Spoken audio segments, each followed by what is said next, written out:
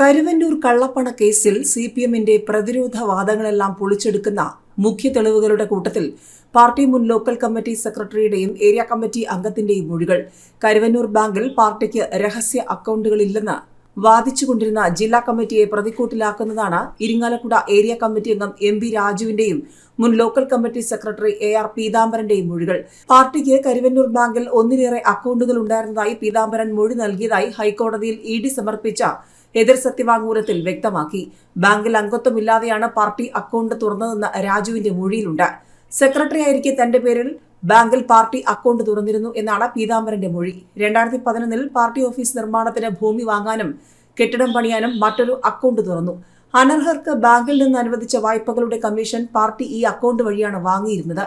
അംഗത്വമില്ലാത്ത Purathussery local കമ്മിറ്റിയുടെ പേരിൽ ബാങ്കിൽ അക്കൗണ്ട് തുറന്നിരുന്നുവെന്ന് രാജുവിന്റെ മൊഴിയിലുണ്ട്. പാർട്ടി അംഗത്വ ഫീസ്, ജനപ്രതിനിധികളിൽ നിന്നും പിരിക്കുന്ന ലെവി എന്നിവ ഈ അക്കൗണ്ടിലേക്കാണ് എത്തിയിരുന്നത്. രമേശ് പുഴയ്ക്കൽ, ജേക്കബ് ചാക്കേരി എന്നിവർക്ക് വേണ്ടി ക്രമവിരുദ്ധമായി 1.5 കോടി രൂപ വായ്പ അനുവദിക്കാൻ ബാങ്ക് വിസമ്മതിച്ചെങ്കിലും സിപിഎം ഇരിങ്ങാലക്കുട ഏരിയ കമ്മിറ്റി അംഗം ആർ.എൽ. ശ്രീലാൽ ഇടപെട്ട് പാസാക്കിച്ചെന്നും ഇ.ഡി. സത്യവാങ്മൂലത്തിൽ പറയുന്നു. സിപിഎം ജില്ലാ സെക്രട്ടറി സമർപ്പിച്ച ഓഡിറ്റ് കണക്കുകൾ പ്രകാരം പാർട്ടിക്ക് ജില്ലയിൽ 4 അക്കൗണ്ടുകളും 4 സ്ഥിര നിക്ഷേപങ്ങളും മാത്രമേ ഉള്ളൂ. എന്നാൽ ഇ.ഡിയുടെ കണ്ടെത്തലനുസരിച്ച് 17 ഏരിയ കമ്മിറ്റികൾക്ക് കീഴിലെ 25 ബാങ്ക് അക്കൗണ്ടുകളിലായി കണക്കില്ലാത്ത 2 കോടിയോളം രൂപയുടെ നിക്ഷേപമുണ്ട്. ഈ അക്കൗണ്ടുകളിൽ 64 ലക്ഷം രൂപയുടെ സ്ഥിര നിക്ഷേപവുമുണ്ട്. ഈ അക്കൗണ്ടുകളിലൂടെ കഴിഞ്ഞ 10 വർഷത്തിനിടെ 100 കോടി രൂപയുടെ കള്ളപ്പണ ഇടപാടുകൾ നടന്നെന്നാണ് കണ്ടെത്തൽ. കരുവന്നൂർ സർവീസ് സഹകരണ ബാങ്കിലെ തട്ടിപ്പുമായി ബന്ധപ്പെട്ട ഇ.ഡി. കേസിൽ മുഖ്യപ്രതി തൃശൂർ കോലഴി സ്വദേശി പി. സതീഷ് കുമാറിന്റെ ജാമ്യാപേക്ഷ ഹൈക്കോടതി 25-ന് പരിഗണിക്കാൻ മാറ്റി. Justice C.S. ഡയസാണ് ഹർജി പരിഗണിക്കുന്നത്.